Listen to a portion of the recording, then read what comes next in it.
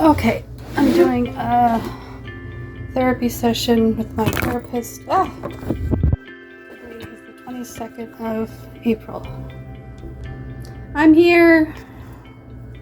So what's going on? What happened last night? So, I had made plans with my mom to hang out with her after I saw you. I went straight over there. And knowing that she might be groggy and, going through withdrawals, I knew that there would be some sort of aftermath of her decisions from the last few days. But she told me she wanted to hang out with me, so I went over to hang out with her. It was planned. It was something I thought she wanted badly enough to give her reason not to drink. But of course, when I arrived, the house was dark and she was totally zonked out. And when she stumbled out of bed and was like a zombie, like hardly coherent, like it's the worst of the worst part of her drunken stupor, that it just set me into this anger. I felt abandoned, that she was choosing this yet again. We had plans for my birthday eve, and now it was the day after my birthday, and she made these choices deliberately. And I understand that there's a part of it that I don't understand about why she's making these choices, but I yelled at her and told her that I have a right to be angry, because she's like, "You're disappointed in me," and I'm like, "Yeah, I am, and I have a right to be." And she tries to do these guilt trips to make me soothe her, to tell her it's okay, and I love you, Mom, and you have a disease and I should be supported. Like, I know she wants the compassionate side of me, but when she chose this, and she continues to choose this, and she doesn't get help, and she doesn't want rehab, and she doesn't want AA meetings, and she doesn't want a therapist, and she doesn't want to share with anybody when she's struggling before she drinks, she doesn't want a sponsor. She has so many people that have reached out to her and asked her how she's doing, and she hides everything from everybody. And yet, I tried feeding her some lobster noodles last night, because it was something that I had gotten and then thought of her, and I thought we could share the meal. And I started to hand her the fork with the noodle on the fork, and she starts, opening her mouth like a baby. And it reminded me of my 85-year-old grandma that I fed back in January when she was in the hospital because her strength was so poor in her arms. I felt she needed help eating. And so I fed my grandma like a baby. And I said to her, "Mom, you're not a baby. You're not 85 years old either. You haven't earned the right for me to feed you. You can feed yourself. You need to help yourself. And I am here to help you, but only if you're willing to help yourself." So I handed her the fork, and she shoved bite after bite in her mouth. I think she got 3 bites, and she wouldn't swallow. She was just crying and everything. And I just unleashed on her all this anger. I told her, "Mom, I feel abandoned. I feel like you left me twice, not just in the past, but now again, in the present. I'm trying to live with you. You told me you wouldn't drink if I moved in. You wouldn't want to drink if I moved in, and you know that's bullshit, right?" And she's like, "Arr!" And I said, "And you know that I don't want to go back to my husband, but you're not providing a safe space for me to be at my higher vibration when I'm around you, because look at how low you put yourself." Because I'm using the language that she puts with me, that if I want to stay in my high vibration, then going back to Jim's house is going to be really difficult and challenging for me to stay in that high vibration when Jim is so down in his crap about stuff. Right. So I basically just fed it back to her and said, "You really expect me to live here when you are acting like this and trying to get me to feel bad because I have no compassion for it." And I said, "I just find that really manipulative. And if you can own it, Mom, if you can own it and tell me that, yes, you got drunk, and yes, you're sorry, and yes, you know how much this hurts me, we could probably have a different conversation. But that's not how you're acting right now. You're acting like it's my fault that you drank, and you're acting like it's my fault that you continue to drink, and you're acting like it's my fault that you continue to choose not to get sober. And I don't think that's fair." So because I was so angry and I recognized that I was just becoming abusive in my anger, I went to the bedroom, shut the door, and I locked it. And I don't usually lock it because she likes to barge in. And sure enough, she's trying to barge in, and finally she starts knocking, and I go, "What?"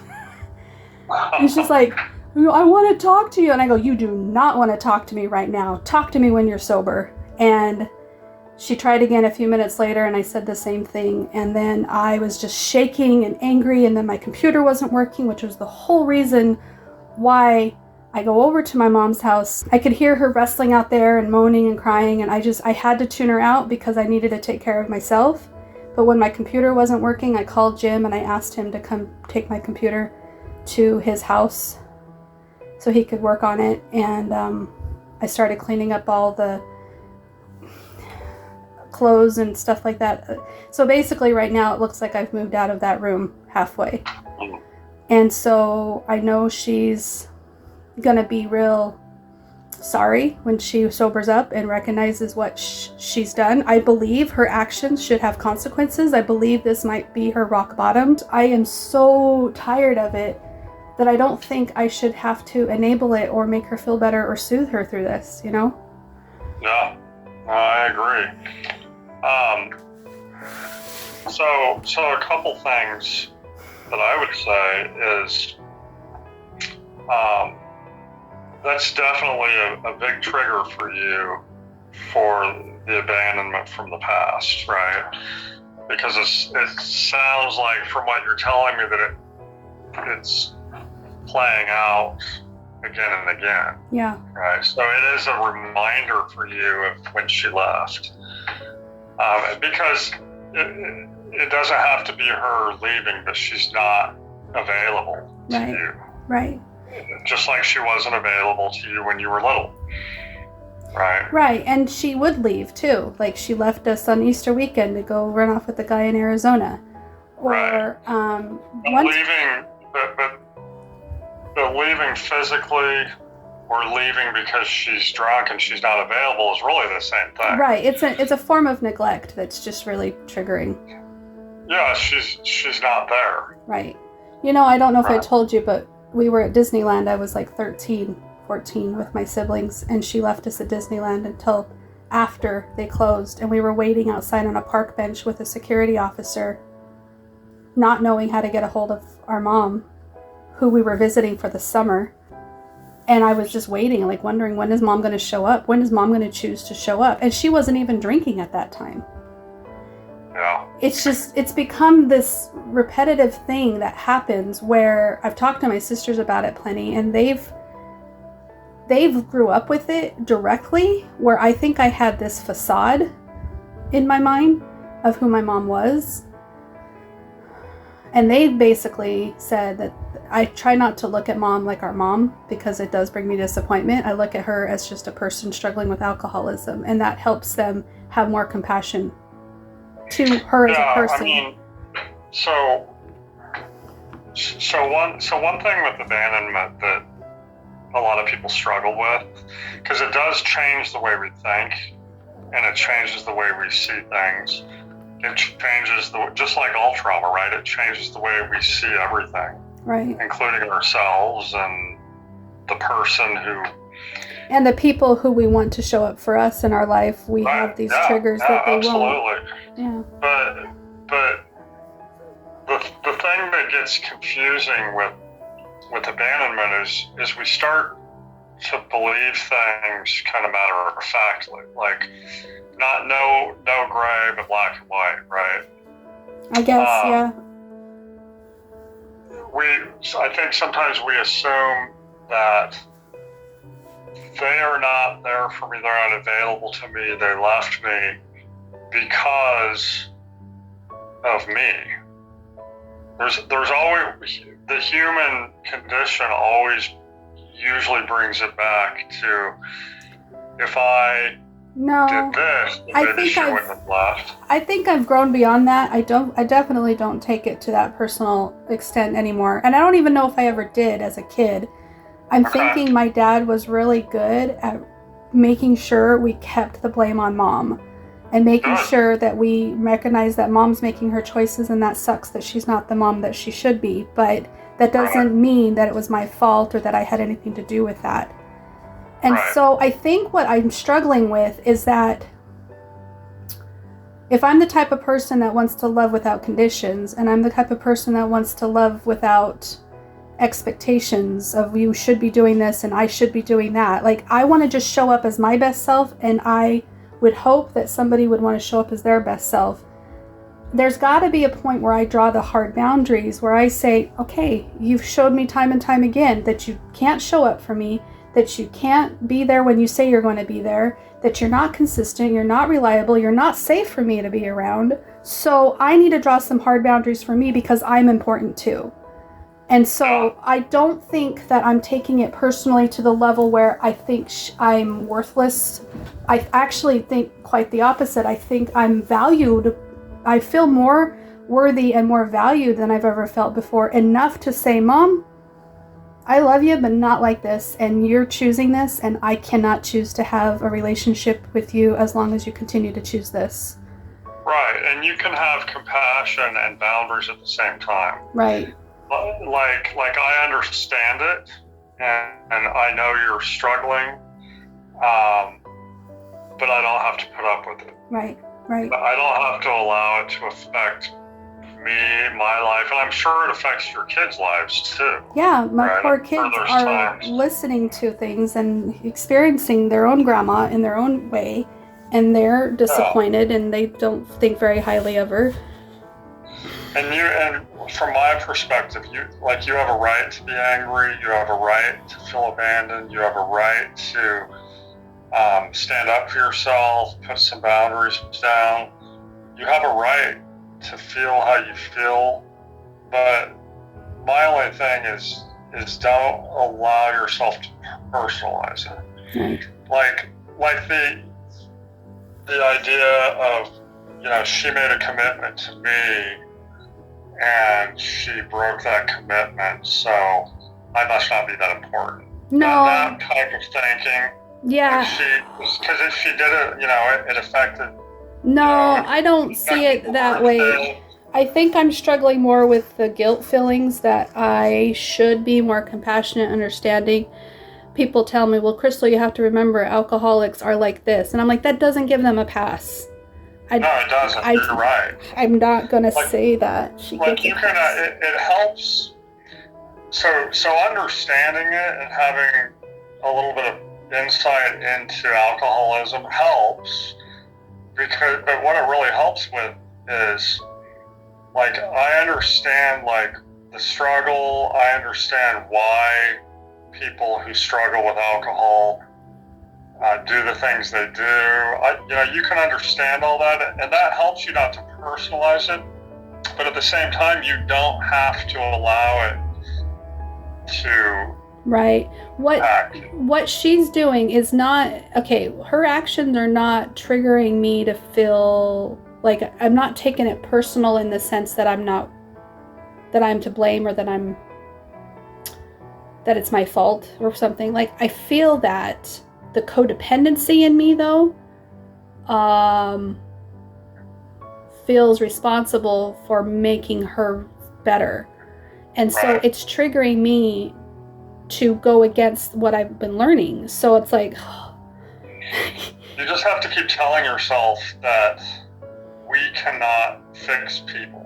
Right. Even in therapy, I'm a therapist. For a therapist to say we can't fix people, it's a pretty big deal, right? But with your mom and the alcohol and everything you've explained to me, it starts with a belief somewhere about everything. Yourself, the world, and that probably formed from when she was little. Who knows when that formed? But her behavior stemmed from some sort of belief she has about herself. You knowing that, can help to understand it, but it doesn't mean that you have to stand there and be walked all over. Right. Because of it. And I feel really strongly that I don't think I would be so angry. As long as those excuses are her reason for drinking, she will never go get help for the real reason, which is the chemical dependency. which is Right. a real, like, she really needs to swap those habits out for real habits. I mean, other habits, right?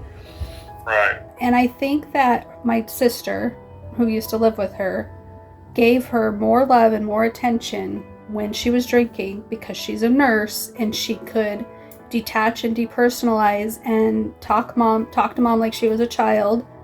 So my mom probably thinks that because I'm living with her, I'll be more calm and patient because I love her or whatever. And what she's taught me in all my life is if some guy is being wrong to me, take off, abandon him, leave him. He's not worth it. And that's kind of this feeling that I want to do with her, is just discard her. And I just got done telling you last night, my epiphany is that I don't do that with family. I accept them, I love them, I figure that out. That's not who I am, is to discard family. But I almost have this huge desire to discard her, even if it's for a little while, because I don't know if it's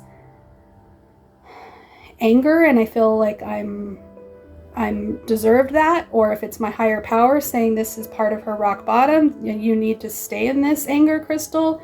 Do I need to process through it? Do I need to get on the other side of it so I'm compassionate and enable her through it? Or do I not enable her and hold my ground and hold my boundary? Do you know what I mean? So think about it logically, okay? Like we already said, you have a right to be angry, you have a right to feel all of those things. But logically speaking, the reason that you don't help her and take care of her is because that shows her that there's more benefits to drinking than there are consequences. Right. Part of the benefits of her drinking is that it rallies people to her side. Right. Right. And so you can choose to not help her in those moments out of compassion, because you know that by you helping her, it's really causing her more long-term harm, right, because it's enabling her to continue to drink. Thank you. And I appreciate that perspective, because I almost feel like I'm the only one doing that. I'm the only one holding her feet to the... I'm the only one holding her feet to the fire. My husband just sent me a text message. So I saw an episode of Intervention. Okay. A long time ago. And it was a younger girl who was a heroin addict. And she would use heroin, but she was living at home, and her mom was giving her money, and they were taking care of her and making sure she eats and helping her through her, withdrawals and all of that. Mm-hmm. So the intervention counselor came in and talked to the whole family. Have you ever seen that show? No, but I've heard of it. I think I've maybe seen clips here and there. Okay. So the interventionist came in and talked to them all about how they're enabling her to continue on in the behavior. Right. And she has no reason to stop as long as they're all rallying to her side every time. Right.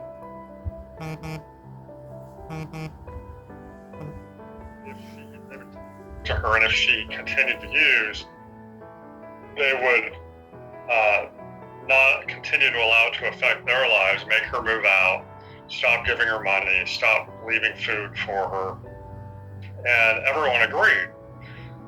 So what ended up happening was, over the next few weeks, she was living, outside of the house somewhere, probably on the streets. Well, the grandma decided to let her come and live there. She couldn't do it. And the girl, the grandma told the counselor, I love her too much to abandon her. Mm-hmm. And the counselor said, well, what you're doing is you're literally loving her to death then. Because what you're saying is love is going to end up killing her. And the girl did end up dying. Wow. She ended up ODing. Wow. So, maybe that helps kind of alleviate a little bit of that that guilt. It does. No, it really does. I'm wanting to share with you more to the story, and I want to make sure I'm on the right track with this, because I talked to my sister last night and this morning, and my sister told me I should take both sets of my mom's keys, take my mom's wallet so she can't walk anywhere either, and she told me to get rid of her liquor, but to leave her any beer that she might have to help her come down. And my sister being the nurse and knowing how to help her safely come down, I trusted her, and so I went looking for her keys and I couldn't find either one. My husband looked for her wallet. We couldn't find her wallet. So I took my FJ that I haven't sold yet, and I moved it in a crooked position behind her car so she couldn't wiggle her way out of the driveway and around my car.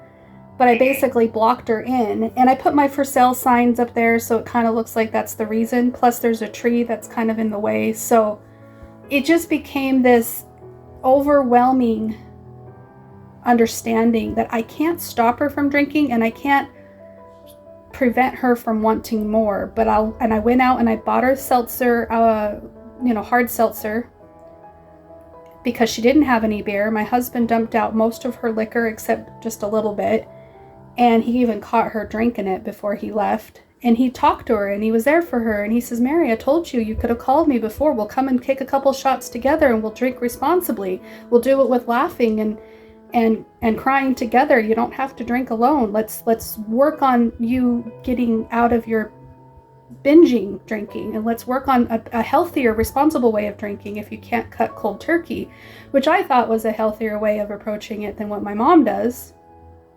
But she didn't call him, of course, and so he's catching her drinking. And anyways, we leave. I've got my computer in Jim's truck. I've got my car. The car's parked crooked. Next thing you know, my mom is calling me and texting me like crazy this morning because she's angry that the car is parked that way, and she thinks I'm deliberately trying to embarrass her.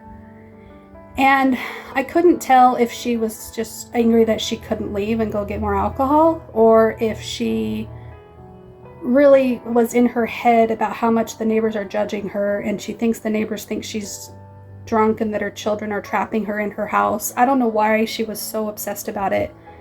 But because she wouldn't leave me alone, I finally went over there this morning and I moved the car, FJ, and now it's just parked directly behind her in a straight way, not a crooked way.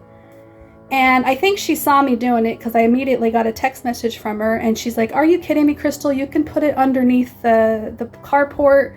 This is just embarrassing. I think it's going to look poor on the housing association." Like, she was just all kinds of like pissed. And if you ever loved me, I've never asked you for anything. If you really want, like, manipulative after manipulative. And I finally said, "Mom, nobody is thinking about you that much. You need to get over yourself. Maria is ruining the relationship between Mary and Crystal," because Maria is the name she uses when she gets drunk. And she hates Maria, and Maria takes over her life, and Maria ruins everything for her, and she can't stand Maria, which I find funny that she depersonalizes that way. So I basically said, "You are about 2 text messages away from getting blocked." And she sends me one text message and it says, "Wow." And then she sends me a second text message. And, after she says, "Wow," I said, "That's your first text message." And then she sends me a second one, and she's doing more, guilt tripping about how I don't love her and I don't care about her. And I go, "That's 2, bye, you're blocked." And then I blocked her. And that was earlier this morning. And I haven't talked to her since, but Jim just texts me right now, and he says that he got a call from her, and he says really something long, so I'm going to read it. He says, "Your mom called and is pissed about the car. I told her that her daughters wanted you safe. I agree with you. I agree with Mary. I agree with them, Mary. I can tell by the call that you are still drunk. No one wants you to get a DUI, even you. That's why I know you are not sober enough to be you. You would be like, hell no, I don't want a DUI. I care for you, but care about others also. You are still impaired. Don't push with this because I can be a big asshole and take it to another level." She stopped and she said that she needs her phone charger working. And then I just feel like my husband's been a real big support and real big rock star with all this. But sounds like it. Just because that's going on right now, experience tells me this doesn't stay this way. And so I'm panicking because my computer's here, most of my clothes are here. I don't feel safe at my mom's. If my husband wasn't being so wonderful, I would feel even more displaced than I have been feeling. And I'm doing my best to keep as even keel as possible, because if I have an ounce of compassion or, okay, mom, forgiveness right now towards my mom, I feel like I'll be abandoning myself. Do you know what I mean? So I need to stay strong for me and just hold my ground with this. Yeah. And if my mom really, really, really wanted to be nasty about it, she could slash my tires, she could key my car. My sister told me they had to chase her down the street to try to get the keys from her one time, not that long ago, because my mom can get so childish-like. Yeah. And I'm just feeling like I'm feeling a lot of resentment because I shouldn't have to deal with this from my mother. This isn't the kind of relationship that I want from her. No, and you're right. You shouldn't have to deal with this. You have a right to feel that way because it's not normal, and you shouldn't have to deal with it. But this is about her, right? Not about you. You could be everything that she ever wanted you to be, and she would still be doing this. This has nothing to do. And I know that. And I think, I wonder if there's something I'm supposed to be doing to help her. And I go, stop, Crystal. Just keep taking care of yourself. And maybe by taking care of myself, that might inevitably help her. But that's not my intent, other than to keep my car where it's at. I mean, that's to help her. It's really to help myself, so I don't have to pull her out of jail or some car accident or something, Right. I mean, you obviously want her to be safe, and not enabling her doesn't include, putting her in danger, right? Obviously, if she's too drunk to drive, you're taking the keys from her, not allowing her to drive. Right. But, as far as the stuff around your house, and with Jim and the concerns that you mentioned about, from experience that this may not last. Try not to overthink it. Sometimes with everything you and I talk about in therapy, and you do a lot of research on all sorts of things relating to this, it's easy to get in our heads and overthink everything. Yeah. Right. Just try to be present and give all of that a rest for a little bit and just see how things go. Yeah. Because sometimes analyzing and trying to figure things out, and he says something, what does he mean by that? Then it goes to, well, I'm going to try to say something to him. It just gets overwhelming and confusing. I would just try to enjoy your evening. Right. Be present, use your senses, spend time with your family. Don't overthink things. He's not perfect. None of us are ever going to be perfect, right? Right. He's going to fall. He's going to fail. You know that. Mm-hmm. But it doesn't have to always be rainbows and sunshine. A source of contention. Yeah. Every time it happens, And I recognize I've been learning so much from all these things, you and everything else I'm watching, is I'm gaining experience at recognizing my triggers. I'm gaining experience at saying I need a timeout before I fall. And I take my time out and I'm not apologetic for it. I let him have his feelings and his emotions, and I don't let this need to please take over to the point where I don't allow him to be him or have his opinion. And the fact that I'm so worried about losing myself in this transition and not remembering who I am or what I want, and basically giving up everything I worked so hard for. There's like little whispers of that happening when I compromise, or when I agree to disagree, or when I let Jim have his way, and I'm just like, That's the balancing act that we were talking about. Right.